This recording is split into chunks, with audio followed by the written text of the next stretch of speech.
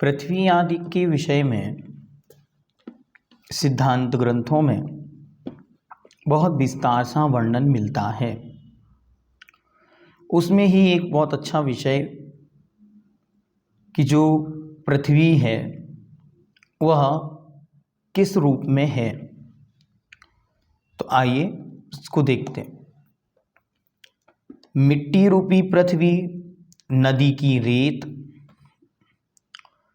बालू, तीक्ष्ण और चौकोर आदि आकार वाली सरकरा अर्थात कंकर, गोल पत्थर, बड़ा पत्थर, समुद्र आदि में उत्पन्न होने वाला नमक, लोहा, तांबा, जस्ता, शीशा, चांदी, सोना, वज्र, हीरा, हरिताल, हरे रंग वाला अनेक जो मूंगा जो एक प्रकार का पन्ना है, इस प्रकार का रत्न, अंजन, मूंगा, चिकनी और चमकती हुई रेत, राजवर्तक मणि, करकेतन मणि, पुलक वर्ण मणि, स्फटिक मणि, पद्मराग मणि, चंद्रकांत मणि, बेड्यूर मणि, जलकांत मणि, सूर्यकांत मणि, गेरु, रुधिराक्ष मणि, चंदन गंध मणि, मकरंद मणि, पुखराज, नीलमणि और विदुम्ब मणि, ये सब पृथ्वी के भेद हैं। इनके भेद से पृथ्वी का एक जीव भी 36 प्रकार के होते हैं। अब जल बतलाते हैं। ओस, जल का एक जीव कौन कौन से हैं देखते हैं। ओस, बर्फ, कोहरा, स्थूल बिंदु रूप जल, सूक्ष्म बिंदु रूप जल, चंद्रकांत मणि से उत्पन्न हुआ जल, झरना आदि से उत्पन्न हुआ जल, समुद्र, तालाब और घनवात आदि से उत्पन्न हुआ घनोदक तथा हरदणु अर्थात तालाब और समुद्र आदि से उत्पन्न हुआ जल तथा घनोदक अर्थात मेघ आदि से उत्पन्न हुआ जल, ये सब जिन शासन में जल का एक जीव कहे गए हैं। अब अग्नि, अंगार, ज्वाला, अग्नि किरण, स्फुलिंग, मुरमर, कंडे की अग्नि, शुद्ध अग्नि, बिजली या सूर्यकांत आदि से उत्पन्न हुई अग्नि, धूम्र आदि सहित सामान्य अग्नि, ये सब अग्नि का जीव कहे गए हैं। अब आगे कहते हैं वायु, सामान्य वायु, चक्रवात, उत्कली अर्थात जल तरंगों के साथ तरंगित होने वाली वायु, मंडली, पृथ्वी से स्पर्श करके घूमा हुआ वायु, गुंजा अर्थात गुंजयमान वायु, महावात अर्थात आंधी, घनवात और तनुवात, ये सब वायु का एक के भेद हैं, वायु का एक जीव हैं। अब इनमें भी और क्या विशेषता है तो बतलाते हैं। पृथ्वी, जल, अग्नि, वायु, इनमें से प्रत्येक 4 प्रकार के हैं। पृथ्वी, पृथ्वीकाय, पृथ्वी कायिक, पृथ्वी जीव। फिर जल, जलकाय, जलकायिक, जल जीव। अग्नि, अग्निकाय, अग्निकायिक, अग्नि जीव। वायु, वायुकाय, वायुकायिक और वायु जीव। अब इनके विस्तार को देखते हैं। यद्यपि इनके स्वरूप को उज्ज्वर ने सर्वार सिद्धिकार ने बहुत अच्छी तरह समझाया। अब फिर इनको जो भी यहाँ पे विषय है उसको अपन एक बार देखते। पहला है पृथ्वी, जो सामान्य पृथ्वी है उसको यहाँ पे बतलाते। मार्ग में उपमर्दित भूमि पृथ्वी है। उपमर्दित अर्थात जिस पर कोई चल चुका है, निकल चुका है या जो परमानेंट एक प्रकार से रास्ता बना हुआ है।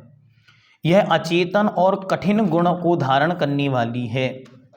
अचेतन होने के कारण पृथ्वी में स्थावर नाम कर्म का उदय नहीं है, फिर भी प्रथन क्रिया के कारण पृथ्वी कही जाती है।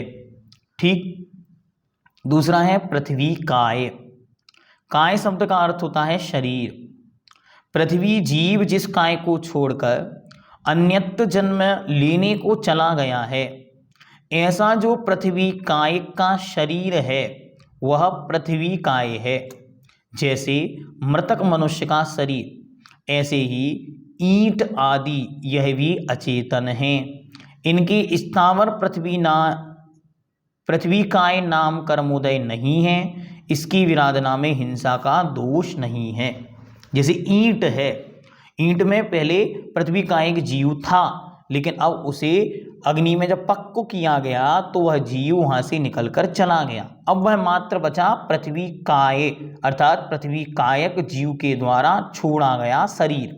जैसे कोई जीव मरण के पश्चात उसका मृतक शरीर देह शेष रहता है, उसी प्रकार।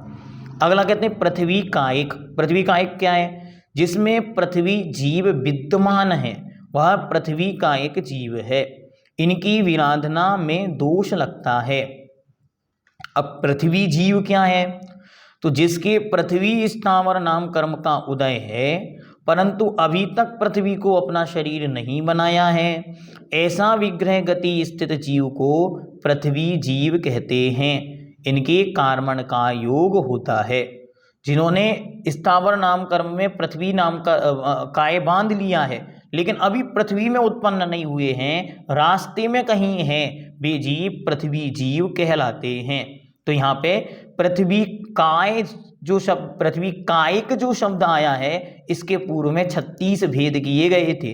इनके माध्यम से हम जाने इस प्रकार से पृथ्वी का एक जीव हमारे उपयोग में या देखने में आते हैं। अब आगे आचार्य बतलाते हैं जल। तो सामान्य जल, जो जल आडोलित हुआ है, जहां तहां फेंका गया है अथवा वस्त्र से गालित हुआ है, वह जल है। जो जल किसी प्रकार से यंत्र के माध्यम से आडोलित किया गया, मतलब जैसे मथानी से या मिक्सी से कर दिया हो, वह। फिर जल काय, जिस जल कायक में से जीव नष्ट हो गया हो, अथवा गर्म जल जल काय है, जिसमें जल काय जीव भी नहीं रहा, इतना उस पानी को उबाला गया कि वह जीव वहां से निकल गया। पहले छान कर उसे अलग किया गया और फिर जल काय को भी उसने इतना गर्म कर दिया कि वह जल काय शेष रहा। फिर जल कायिक, जल जीव ने जिस जल को शरीर रूप ग्रहण किया है, वह जल कायिक है, जिनके अभी हमने भेद पढ़े, जलकांत मणि, नदी, बूंद, ओस आदि। और जल जीव विग्रह गति में स्थित जीव, जो 1, 2 या 3 समय में जल को शरीर रूप में ग्रहण करेगा, वह जल जीव है, जो अभी रास्ते में है और आगे चलकर जल रूप शरीर को ग्रहण करने वाला है। अब आगे कहते हैं अग्नि।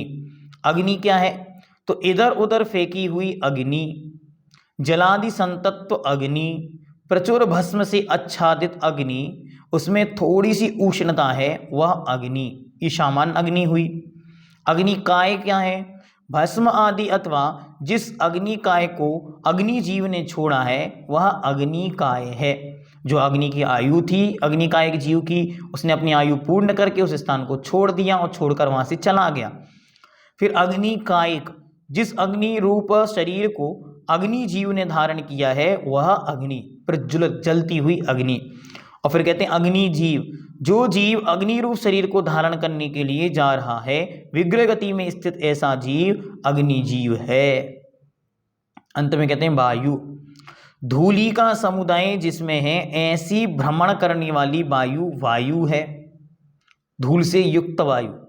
फिर वायु काय, जिस वायु कायिक में से जीव निकल गया, ऐसी वायु का पुद्गल वायु काय है। फिर वायु कायिक, वायु जीव से युक्त वायु वायु कायिक है। और फिर वायु जीव, वायु रूपी शरीर को धारण करने के लिए जाने वाला ऐसा विग्रह गति में स्थित जीव वायु जीव है। इस विषय में सिद्धांत सार दीपक के अध्याय 11 का भी अवलोकन करना चाहिए। सिद्धांत सार दीपक अध्याय 11 में इसका विस्तार वहाँ दिया गया है, उसे वहाँ से और विस्तार से जिन्हें जानना हो, देखना हो, समझना हो, वो उसे देख सकते हैं। ये प्रकरण हमने जीव गोमट सार जीव कांड की गाथा नंबर 152 का विशेषार्थ जो पंडित प्रवर श्री रतन चंद जी मुक्तार साहब ने लिखा है, उसको अपन ने यहाँ पर देखा है। ठीक है।